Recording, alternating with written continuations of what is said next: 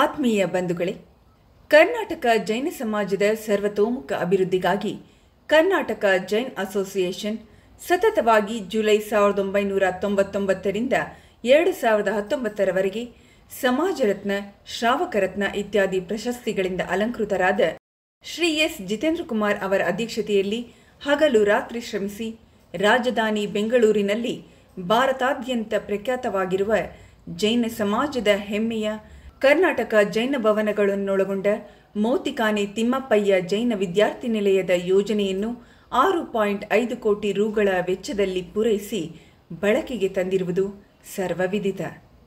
ಇದಕ್ಕೆ ಶ್ರವಣಬೆಳಗೊಳದ ಪೂಜ್ಯ ಪಟ್ಟಾಚಾರ್ಯರು, ಪೂಜ್ಯ ಭಟ್ಟಾರಕರುಗಳು, ಡಾಕ್ಟರ್ ಡಿ ವೀರೇಂದ್ರ ಹೆಗಡೆ ಇವರುಗಳ ಪ್ರೇರಣೆ, ಶುಭಾಶೀರ್ವಾದ, ಮಾರ್ಗದರ್ಶನ ಹಾಗೂ ಧನ ಸಹಾಯ ಮತ್ತು ಶ್ರೀ ಧರ್ಮಸ್ಥಳ ಸುರೇಂದ್ರ ಕುಮಾರ್ ಅವರ ಸಮರ್ಥ ಮಾರ್ಗದರ್ಶನ, ಬೋರ್ಗಾಂವ್ನ ಶ್ರೀ ರಾವ್ ಸಾಹೇಬ್ ಪಾಟೀಲರ ಸಹಯೋಗ ಮತ್ತು ಪದಾಧಿಕಾರಿಗಳು ಮತ್ತು ಯೋಜನಾ ಸಮಿತಿಯ ಸಹಕಾರ ಕಾರಣವಾಗಿದೆ. 1999ರಿಂದ 2019ರವರೆಗಿನ ನಮ್ಮ ಸಾಧನೆಯ ಪಕ್ಷಿನೋಟ ಹೇಳುವುದಾದರೆ, ಕರ್ನಾಟಕ ಜೈನ ಭವನ ಸಂಕೀರ್ಣದ ನಕ್ಷೆಗೆ ಬೆಂಗಳೂರು ಮಹಾನಗರ ಪಾಲಿಕೆಯ ಅನುಮೋದನೆಗೆ ಶ್ರೀ ಎಂಜೆ ಇಂದ್ರಕುಮಾರ್ ಅವರ ಸಹಕಾರ, ಶ್ರೀ ಧರ್ಮಸ್ಥಳ ಸುರೇಂದ್ರ ಕುಮಾರ್ ಅವರು ಚೇರ್ಮನ್ ಆಗಿದ್ದ ಯೋಜನಾ ಕಾರ್ಯಗತ ಸಮಿತಿ ವತಿಯಿಂದ ಕಟ್ಟಡ ನಿರ್ಮಾಣಕ್ಕೆ ಚಾಲನೆ. ಫೆಬ್ರವರಿ 2002ರಲ್ಲಿ ಅಭೂತಪೂರ್ವ ಶಿಲಾನ್ಯಾಸ ಕಾರ್ಯವನ್ನು ಶ್ರವಣಬೆಳಗೊಳದ ಶ್ರೀಗಳವರ, ಅರಹಂತಗಿರಿ ಭಟ್ಟಾರಕರ ಹಾಗೂ ಡಾಕ್ಟರ್ ಡಿ ವೀರೇಂದ್ರ ಹೆಗಡೆಯವರ ಉಪಸ್ಥಿತಿಯಲ್ಲಿ ಸಂಪನ್ನ. ಆಧುನಿಕ ಸೌಲಭ್ಯಗಳ 2 ಸಭಾಭವನಗಳ ನಿರ್ಮಾಣ. ಶ್ರೀ ಎಚ್ ಡಿ ಪಾರ್ಶ್ವನಾಥ್ರವರ ಪರಿಶ್ರಮದಿಂದ 2003ರ ಅಕ್ಟೋಬರ್ ತಿಂಗಳಲ್ಲಿ ಪ್ರಾರಂಭ. ಅನೇಕ ಗಣ್ಯಾತಿಗಣ್ಯರು ಪಾಲ್ಗೊಂಡು ಭವನ ಕುರಿತು ಮೆಚ್ಚುಗೆಯ ಮಾತು.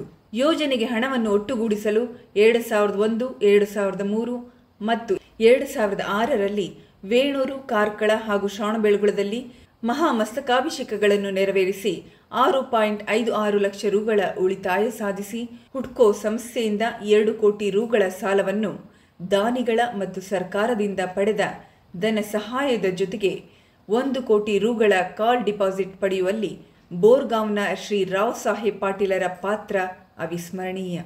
ಅಧ್ಯಕ್ಷರು ಮತ್ತು ಪದಾಧಿಕಾರಿಗಳು ಹಗಲಿರುಳೆನ್ನದೆ ರಾಜ್ಯಾದ್ಯಂತ ಮನೆ ಮನೆಗೆ ಭೇಟಿ ನೀಡಿ ಧನ ಸಂಗ್ರಹಿಸಿ ಜೈನ ಭವನ ನಿರ್ಮಾಣದ ಯಶಸ್ಸು.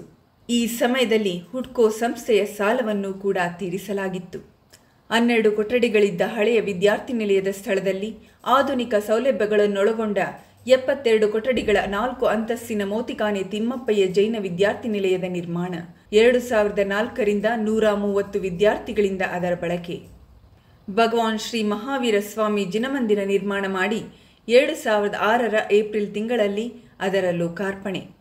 ಜೈನ ಭವನದ ಉತ್ಪತ್ತಿಯಿಂದ ಜಿನಮಂದಿರ, ಅತಿಥಿ ಗೃಹ, ವಿದ್ಯಾರ್ಥಿ ನಿಲಯ ಇತ್ಯಾದಿ ನಿರ್ವಹಣೆ. ಪ್ರತಿ ವರ್ಷ 8 ಲಕ್ಷ ರುಗಳ ವಿದ್ಯಾರ್ಥಿ ವೇತನ ಮಂಜೂರಾತಿ. ಅದರಲ್ಲೂ ವಿಶೇಷವಾಗಿ ಉತ್ತರ ಕರ್ನಾಟಕದ ವಿದ್ಯಾರ್ಥಿಗಳಿಗೆ ಕೊಡುಗೆ.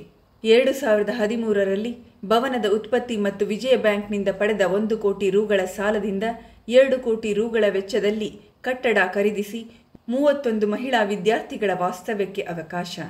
ಸಂಘದ ನಿಬಂಧನೆ ತಿದ್ದುಪಡಿ ಮಾಡಿ ಉತ್ತರ ಕರ್ನಾಟಕ ಜಿಲ್ಲೆಗಳಲ್ಲಿ 13 ವಿಭಾಗಗಳನ್ನು ಸ್ಥಾಪಿಸಿ ಪ್ರಾತಿನಿಧ್ಯತೆ ಕಲ್ಪಿಸಿದ್ದು. ಅಲ್ಪಸಂಖ್ಯಾತ ಜೈನ ಸಮುದಾಯದವರಿಗೆ ಸರ್ಕಾರದಿಂದ ಸೌಲಭ್ಯಗಳ ಕೈಪಿಡಿ ಪ್ರಕಟಿಸಿ ಸಮಾವೇಶಗಳ ಮೂಲಕ ಜಾಗೃತಿ ಮೂಡಿಸಿರುವುದು. 2014ರಲ್ಲಿ ಉತ್ತರ ಕರ್ನಾಟಕದ ಬೆಳಗಾವಿ ಜಿಲ್ಲೆಯ 18,000 ವಿದ್ಯಾರ್ಥಿಗಳಿಗೆ ವಿದ್ಯಾರ್ಥಿ ವೇತನ ಮಂಜೂರಾತಿ ಮಾಡಿಸಿದ್ದು. ಜೈನ ಸಮುದಾಯದವರನ್ನು ಅಲ್ಪಸಂಖ್ಯಾತರೆಂದು ವರ್ಗೀಕರಿಸಲು ಒತ್ತಾಯಿಸಿದ್ದರಿಂದ ಕೇಂದ್ರ ಸರ್ಕಾರವು ಜೈನರನ್ನು 2014ರಲ್ಲಿ ಅಲ್ಪಸಂಖ್ಯಾತರೆಂದು ಘೋಷಿಸಿದ ಆದೇಶ ಜಾರಿ ಮಾಡಿಸಿದ್ದು. ಆದಾಯ ತೆರಿಗೆ ಇಲಾಖೆಯಲ್ಲಿ ನೋಂದಣಿ ಆದಾಯಕ್ಕೆ ತೆರಿಗೆ ವಿನಾಯಿತಿ, ಟಿಡಿಎಸ್ ನೋಂದಣಿ ಪ್ರಮಾಣಪತ್ರ, ಲಕ್ಸುರಿ ಟ್ಯಾಕ್ಸ್ ಮತ್ತು ಸರ್ವಿಸ್ ಟ್ಯಾಕ್ಸ್ ನೋಂದಣಿಗೆ ಪ್ರಮಾಣಪತ್ರ, ಪ್ರೊಫೆಷನಲ್ ಟ್ಯಾಕ್ಸ್ ನೋಂದಣಿ ಪ್ರಮಾಣಪತ್ರ, ಜೈನ್ ಹಾಸ್ಟೆಲ್ ಹೆಸರಿನಲ್ಲಿದ್ದ ಸಂಸ್ಥೆಯ ಖಾತಾ ಪ್ರಮಾಣಪತ್ರವನ್ನು ಸಂಘದ ಹೆಸರಿಗೆ ವರ್ಗಾವಣೆ, ಎಲೆಕ್ಟ್ರಿಕಲ್ ಇನ್ಸ್ಪೆಕ್ಟೋರೇಟ್ ವತಿಯಿಂದ ಪ್ರಮಾಣಪತ್ರ ಮತ್ತು ಅನುಮತಿ ಪತ್ರ, ಎಕ್ಸ್ಪ್ಲೋಸಿವ್ ಇನ್ಸ್ಪೆಕ್ಟರೇಟ್ ವತಿಯಿಂದ ಪ್ರಮಾಣಪತ್ರ ಹಾಗೂ ಕಾಲಕಾಲಕ್ಕೆ ಅನುಮತಿ ಪತ್ರ, ಸಭಾಭವನಗಳನ್ನು ನಡೆಸಲು ಬೆಂಗಳೂರು ಮಹಾನಗರ ಪಾಲಿಕೆಯಿಂದ ಟ್ರೇಡ್ ಲೈಸೆನ್ಸ್ ಮತ್ತು ಪ್ರತಿ ವರ್ಷ ಅದರ ನವೀಕರಣ, ವಿದ್ಯಾರ್ಥಿ ನಿಲಯದ ನೂತನ ಕಟ್ಟಡ ಭಾಗಕ್ಕೂ ಆಸ್ತಿ ತೆರಿಗೆ ವಿನಾಯಿತಿ ಮುಂದುವರಿಸಿಕೊಂಡು ಹೋಗಲು ಬೆಂಗಳೂರು ಮಹಾನಗರ ಪಾಲಿಕೆಯ ಪ್ರಮಾಣಪತ್ರ ಪಡೆದದ್ದು. ಶ್ರವಣಬೆಳಗೊಳದ ಪೂಜ್ಯ ಶ್ರೀಗಳವರ ಹೆಸರಿನಲ್ಲಿ ಚಾರುಶ್ರೀ ವಿದ್ಯಾರ್ಥಿ ವೇತನ ನಿಧಿ ಸ್ಥಾಪಿಸಿ ಅದರ ಆದಾಯದಿಂದ ವಿದ್ಯಾರ್ಥಿಗಳಿಗೆ ವಿದ್ಯಾರ್ಥಿ ವೇತನ ಮಂಜೂರಾತಿ. ನೂತನವಾಗಿ ಪಟ್ಟಾಭಿಷಿಕ್ತರಾದ ಪೂಜ್ಯ ಭಟ್ಟಾರಕರುಗಳ ಪುರಪ್ರವೇಶದ ಆಯೋಜನೆ. 2009 ಜೂನ್ ತಿಂಗಳಲ್ಲಿ 11 ದಿವಸಗಳ ಕಾಲ ಅಭೂತಪೂರ್ವ ಜೈನ ಸಂಸ್ಕೃತಿ ಮಹೋತ್ಸವವನ್ನು ಸ್ವಸ್ತಿ ಶ್ರೀ ಚಾರುಕೀರ್ತಿ ಭಟ್ಟಾರಕ ಮಹಾಸ್ವಾಮೀಜಿಯವರ ದಿವ್ಯ ಸಾನ್ನಿಧ್ಯದಲ್ಲಿ ಆಯೋಜನೆ. ಈ ಶುಭ ಸಂದರ್ಭದಲ್ಲಿ ಪೂಜ್ಯ ಶ್ರೀಗಳವರಿಗೆ ಕೆಜೆಎ ವತಿಯಿಂದ ಸ್ಯಾದ್ವಾದ ಸಿದ್ಧಾಂತ ಚಕ್ರವರ್ತಿ ಎಂಬ ಉಪಾಧಿಯನ್ನು ಭಕ್ತಿಪೂರ್ವಕ ಸಮರ್ಪಿಸಿ ಧನ್ಯತಾಭಾವ ಪ್ರಕಟಿಸಿದ್ದು. 2010ರಲ್ಲಿ ಪರಮ ಪೂಜ್ಯ ಶ್ರೀ ಜ್ಞಾನಸಾಗರ್ಜಿ ಮುನಿ ಮಹಾರಾಜರ ಮಾರ್ಗದರ್ಶನದಲ್ಲಿ ರಾಷ್ಟ್ರಮಟ್ಟದ ಜೈನ ವೈದ್ಯರುಗಳ, ಜೈನ ವಕೀಲರುಗಳ, ಜೈನ ವಿಜ್ಞಾನಿಗಳ ಸಮಾವೇಶ, ಪ್ರತಿಭಾ ಪುರಸ್ಕಾರ ಮತ್ತು ಗುರುವಂದನಾ ಕಾರ್ಯಕ್ರಮಗಳ ಆಯೋಜನೆ. ಮಾತೃಶ್ರೀ ಹೇಮಾವತಿ ಹೆಗಡೆಯವರ ಮಾರ್ಗದರ್ಶನದಲ್ಲಿ ಸಮವಸರಣ ಆರಾಧನೆ, ಕ್ಷುಲ್ಲಕರತ್ನ ಶ್ರೀ ಸುಧರ್ಮಗುಪ್ತಿ ಮಹಾರಾಜರ ನೇತೃತ್ವದಲ್ಲಿ ಶ್ರೀ ಧರ್ಮಚಕ್ರ ಆರಾಧನೆ. 2014 ಡಿಸೆಂಬರ್ ತಿಂಗಳಲ್ಲಿ ಶ್ರವಣಬೆಳಗೊಳದ ಪೂಜ್ಯ ಶ್ರೀಗಳವರ ಮಾರ್ಗದರ್ಶನದಲ್ಲಿ ಜಿನಗುಣ ಸಂಪತ್ತಿ ಆರಾಧನೆ, ಜೈನ ಶಾಸನ ಸಾಹಿತ್ಯ ಸಮಾವೇಶ ಮತ್ತು ಪೂಜ್ಯ ಭಟ್ಟಾಚಾರ್ಯರುಗಳ ಸಮಾವೇಶ ಆಯೋಜನೆ. ಐತಿಹಾಸಿಕ ದಾಖಲೆ ನಿರ್ಮಾಣ.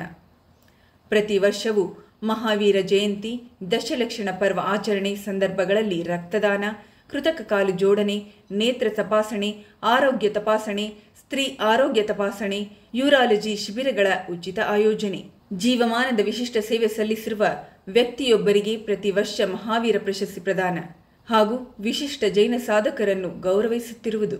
2015ರಲ್ಲಿ ಪುರಾತನ ಜೈನ ಬಸದಿಗಳ ಜೀರ್ಣೋದ್ಧಾರ ಹಾಗೂ ಧಾರ್ಮಿಕ ಕಾರ್ಯಗಳಿಗೆ ಆರ್ಥಿಕ ನೆರವು ನೀಡಲು ಕೆಜೆಎ ಚಾರಿಟಿ ಫಂಡ್ ಸ್ಥಾಪನೆ.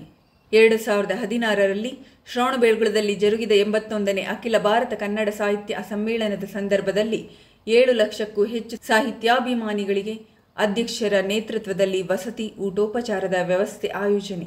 ಪ್ರತಿ ವರ್ಷ ಮಹಾವೀರ ಶಾಂತಿ ಪ್ರಶಸ್ತಿ ನೀಡಲು 2015ರಲ್ಲಿ ಮಹಾವೀರ ಜಯಂತಿ ಫಂಡ್ ಸ್ಥಾಪಿಸಿ 8.50 ಲಕ್ಷ ರುಗಳ ಸಂಗ್ರಹಣೆ. 2016ರಲ್ಲಿ ಶ್ರವಣಬೆಳಗೊಳದ ಶ್ರೀಗಳವರ ಮಾರ್ಗದರ್ಶನದಲ್ಲಿ ಕರ್ನಾಟಕದ ಜೈನ ಸಮಾಜದವರು ಮತ್ತು ಅಭಿಮಾನಿಗಳು ಕೆಜೆಎ ಅಧ್ಯಕ್ಷ ಎಸ್ ಜಿತೇಂದ್ರ ಕುಮಾರ್ ಅವರಿಗೆ ರಾಜ್ಯ ಮಟ್ಟದ ಅಭಿನಂದನಾ ಸಮಾರಂಭವನ್ನು ಎಲ್ಲ ಜೈನ ಮಠಗಳ ಪೂಜ್ಯ ಮಠಾಧೀಶರು ಮತ್ತು ಗೌರವಾನ್ವಿತ ಡಾಕ್ಟರ್ ಡಿ ವೀರೇಂದ್ರ ಹೆಗಡೆ ಅವರ ಉಪಸ್ಥಿತಿಯಲ್ಲಿ ಮೈಸೂರಿನಲ್ಲಿ ಆಯೋಜಿಸಿ ರೂವಾರಿ ಅಭಿನಂದನಾ ಗ್ರಂಥ ಸಮರ್ಪಣೆ ಮಾಡಿದ್ದು. 2018ರಲ್ಲಿ ಶ್ರವಣಬೆಳಗೊಳದಲ್ಲಿ ಜರುಗಿದ ಮಹಾಮಸ್ತಕಾಭಿಷೇಕ ಮಹೋತ್ಸವದ ರಾಷ್ಟ್ರೀಯ ಕಾರ್ಯಾಧ್ಯಕ್ಷರನ್ನಾಗಿ ಕೆಜೆಎ ಅಧ್ಯಕ್ಷ ಜಿತೇಂದ್ರ ಕುಮಾರ್ ಅವರನ್ನು ಶ್ರೀಗಳವರು ನಿಯೋಜಿಸಿ ಮಸ್ತಕಾಭಿಷೇಕ ಮಹೋತ್ಸವ ಯಶಸ್ವಿ ನಿರ್ವಹಣೆ. 2018 ಜೂನ್ ತಿಂಗಳಲ್ಲಿ ಕೆಜೆಎ ಶತಮಾನೋತ್ಸವದ ಉದ್ಘಾಟನಾ ಸಮಾರಂಭವನ್ನು ಶ್ರವಣಬೆಳಗೊಳದ ಪೂಜ್ಯ ಶ್ರೀಗಳವರ ಸಾನ್ನಿಧ್ಯ ಮತ್ತು ಗೌರವಾನ್ವಿತ ಡಾಕ್ಟರ್ ಡಿ ವೀರೇಂದ್ರ ಹೆಗಡೆಯವರು, ಶ್ರೀ ಧರ್ಮಸ್ಥಳ ಸುರೇಂದ್ರ ಕುಮಾರ್ ಹಾಗೂ ಬೋರ್ಗಾವ್ನ ಶ್ರೀ ರಾವ್ ಸಾಹೇಬ್ ಎ ಪಾಟೀಲ್ ಅವರುಗಳ ಉಪಸ್ಥಿತಿಯಲ್ಲೂ 2019 ಅಕ್ಟೋಬರ್ ತಿಂಗಳಲ್ಲಿ ಮುಕ್ತಾಯ ಸಮಾರಂಭವನ್ನು ಶ್ರವಣಬೆಳಗೊಳ ಪೂಜ್ಯ ಶ್ರೀಗಳವರು ಎಲ್ಲ ಮಠಗಳ ಭಟ್ಟಾರಕರುಗಳ ಸಾನ್ನಿಧ್ಯದಲ್ಲಿ ಮತ್ತು ಸರ್ವೋಚ್ಚ ನ್ಯಾಯಾಲಯದ ನ್ಯಾಯಮೂರ್ತಿ ಶ್ರೀ ರಾಜೇಂದ್ರ ಬಾಬು, ಶ್ರೀ ಧರ್ಮಸ್ಥಳ ಸುರೇಂದ್ರ ಕುಮಾರ್, ಡಾಕ್ಟರ್ ಹಂಪ ನಾಗರಾಜಯ್ಯ, ಶ್ರೀ ವಿನೋದ್ ದೊಡ್ಡಣ್ಣನವರ್, ಡಾಕ್ಟರ್ ಪದ್ಮರಾಜ್ ದಂಡಾವತಿ ಅವರುಗಳ ಉಪಸ್ಥಿತಿಯಲ್ಲಿ ಅತ್ಯಂತ ವಿಜೃಂಭಣೆಯಿಂದ ಆಚರಿಸಿದ್ದು ಒಂದು ಇತಿಹಾಸ. ಹೀಗೆ ಇನ್ನೂ 10 ಹಲವು ಕೆಲಸ ಕಾರ್ಯಗಳನ್ನು ಈಡೇರಿಸಲು ಪೂಜ್ಯ ಭಟ್ಟಾರಕರುಗಳ, ಪೂಜ್ಯ ಹೆಗಡೆ ಅವರ, ಶ್ರೀ ಧರ್ಮಸ್ಥಳ ಸುರೇಂದ್ರ ಕುಮಾರ್, ಶ್ರೀ ರಾವ್ ಸಾಹೇಬ್ ಎ ಪಾಟೀಲ್ ಅವರ ಗಣ್ಯ ಮಹನೀಯರ ಹಾಗೂ ಸಮಸ್ತ ಜೈನೇತರ ಬಂಧುಗಳ ಸಹಾಯ ಸಹಕಾರದಿಂದ ಸಾಧ್ಯವಾಯಿತು. ಈ ಎಲ್ಲ ಮಹನೀಯರಿಗಳಿಗೂ ಶತಶತ ನಮನಗಳು. 2024 ಮತ್ತು 2029 ಅವಧಿಯಲ್ಲಿ ನಾವು ಸಾಧಿಸಬೇಕೆಂದಿರುವ ಯೋಜನೆಗಳು: ಮೈಸೂರಿನ ಚಂದ್ರಗುಪ್ತ ರಸ್ತೆಯಲ್ಲಿರುವ ಜೈನ್ ಅಸೋಸಿಯೇಷನ್ನಿನ ಹೆಸರಿನಲ್ಲಿರುವ ಕಟ್ಟಡವನ್ನು ವಶಕ್ಕೆ ಪಡೆದು ಅಭಿವೃದ್ಧಿಪಡಿಸುವ ಯೋಜನೆ. ಬೆಳ್ಳೂರಿನಲ್ಲಿರುವ ಅಸೋಸಿಯೇಷನ್ನಿನ ಖಾಲಿ ನಿವೇಶನದಲ್ಲಿ ಜೈನ ವಿದ್ಯಾರ್ಥಿಗಳಿಗಾಗಿ ವಿದ್ಯಾರ್ಥಿ ನಿಲಯವನ್ನು ನಿರ್ಮಿಸಿ ನಿರ್ವಹಿಸುವ ಯೋಜನೆ. ಅಸೋಸಿಯೇಷನ್ನಿನ ವಿದ್ಯಾರ್ಥಿ ನಿಲಯಗಳ ಎಲ್ಲ ವಿದ್ಯಾರ್ಥಿಗಳಿಗೆ, ಅದರಲ್ಲೂ ವಿಶೇಷ ಉತ್ತರ ಕರ್ನಾಟಕ ವಿದ್ಯಾರ್ಥಿಗಳಿಗೆ ಪ್ರತಿ ವರ್ಷವೂ 8 ಲಕ್ಷ ರುಗಳಿಗೆ ಕಡಿಮೆ ಇಲ್ಲದಂತೆ ವಿದ್ಯಾರ್ಥಿ ವೇತನವನ್ನು ನಿರಂತರವಾಗಿ ನೀಡುವ ಯೋಜನೆ. ಅಲ್ಪಸಂಖ್ಯಾತ ಜೈನ ಸಮುದಾಯದ ವಿದ್ಯಾರ್ಥಿಗಳಿಗೆ ಸರಕಾರದಿಂದ ದೊರೆಯುವ ಎಲ್ಲ ಸಹಾಯ ಸೌಲಭ್ಯಗಳನ್ನು ದೊರಕಿಸಿಕೊಡುವ ಜೈನ ಅಭಿವೃದ್ಧಿ ನಿಗಮವನ್ನು ಸ್ಥಾಪನೆ ಮಾಡಲು ಸರ್ಕಾರದ ಮೇಲೆ ಒತ್ತಡ ತರುವ ಯೋಜನೆ. ತ್ಯಾಗಿ ಸೇವೆ ಸೇರಿ ಧಾರ್ಮಿಕ, ಸಾಮಾಜಿಕ, ಮಠಮಾನ್ಯಗಳ ಸೇವಾ ಕಾರ್ಯಗಳಲ್ಲಿ ತೊಡಗಿಸಿಕೊಂಡು ಶ್ರಮಿಸುವ ಯೋಜನೆ. ಜೈನ ಸಮುದಾಯದವರ ಅಭಿವೃದ್ಧಿಗಾಗಿ ಸೂಕ್ತ ಯೋಜನೆಗಳನ್ನು ಸೋಷಿಯಲ್ ಮೀಡಿಯಾ, ಫೇಸ್ಬುಕ್, ಇನ್ಸ್ಟಾಗ್ರಾಂ ಮೂಲಕ ಕಾರ್ಯರೂಪಕ್ಕೆ ತರುವ ಯೋಜನೆ. ಧಾರ್ಮಿಕ ಹಾಗೂ ಸಾಮಾಜಿಕ ಕ್ಷೇತ್ರಗಳಲ್ಲಿ ವಿಶೇಷ ಸಾಧನೆ ಮಾಡಿದವರನ್ನು ಸನ್ಮಾನಿಸುವ ಯೋಜನೆ. ಹಾಲಿ ಇರುವ ಜೈನ ಭವನದ ಕಟ್ಟಡಗಳ ದುರಸ್ತಿ, ಸೂಕ್ತ ನಿರ್ವಹಣೆ, ವಿಸ್ತರಣೆ, ಅಭಿವೃದ್ಧಿಪಡಿಸಿ ಸಾಧ್ಯವಾದಷ್ಟು ಮಟ್ಟಿಗೆ ಹೊರಗಿನಿಂದ ಬರುವ ಜೈನ ಯಾತ್ರಾರ್ಥಿಗಳಿಗೆ ಊಟೋಪಚಾರದ ವ್ಯವಸ್ಥೆ ಕಲ್ಪಿಸುವ ಪ್ರಯತ್ನ ಮಾಡುವ ಯೋಜನೆ. ಜೈನ್ ಎಂಡೋಮೆಂಟ್ ಆಕ್ಟ್ ಅಸ್ತಿತ್ವಕ್ಕೆ ತರಲು ಹಾಗೂ ಅಲ್ಪಸಂಖ್ಯಾತ ಜೈನ ಸಮಾಜದವರನ್ನು 2B ಪ್ರವರ್ಗದ ವ್ಯಾಪ್ತಿಗೆ ತರಲು ಸರ್ವ ಪ್ರಯತ್ನ ಮಾಡುವ ಯೋಜನೆ. ವಿಭಾಗೀಯ ಸಮಿತಿಗಳನ್ನು ರಚಿಸಿ ಸಕ್ರಿಯಗೊಳಿಸಿ ಆಯಾ ವಿಭಾಗದ ಜೈನ ಸಮಾಜದವರನ್ನು ಕ್ಷೇಮಾಭಿವೃದ್ಧಿಗೆ ಶ್ರಮಿಸುವ ಯೋಜನೆ.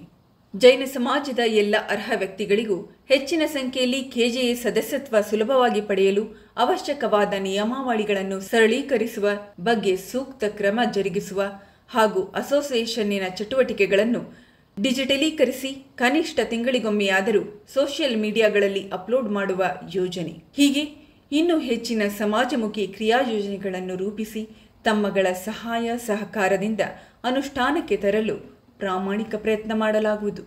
ಈ ಆಶ್ವಾಸನೆಗಳೊಂದಿಗೆ ಇದೇ ಡಿಸೆಂಬರ್ 24ರ ಕೊನೆಯಲ್ಲಿ ನಡೆಯುವ ಚುನಾವಣೆಯಲ್ಲಿ ಈ ಕೆಳಗೆ ನಮೂದಿಸಿರುವ ಪದಾಧಿಕಾರಿಗಳ ಸ್ಥಾನಕ್ಕೆ ಮತ್ತು ಸದಸ್ಯ ಸ್ಥಾನಕ್ಕೆ ಸ್ಪರ್ಧಿಸಿರುವ ಎಲ್ಲ ಅಭ್ಯರ್ಥಿಗಳಿಗೂ ತಮ್ಮ ಅಮೂಲ್ಯ ಮತವನ್ನು ಹಾಕುವ ಮೂಲಕ ಹೆಚ್ಚಿನ ಬಹುಮತದಿಂದ ಜಯಶೀಲರನ್ನಾಗಿ ಮಾಡಿ ಸಮಾಜದ ಸೇವೆ ಸಲ್ಲಿಸಲು ಸಹಕರಿಸಬೇಕೆಂದು ತಮ್ಮೆಲ್ಲರನ್ನು ಆತ್ಮೀಯವಾಗಿ ವಿನಂತಿಸುತ್ತಿದ್ದೇವೆ.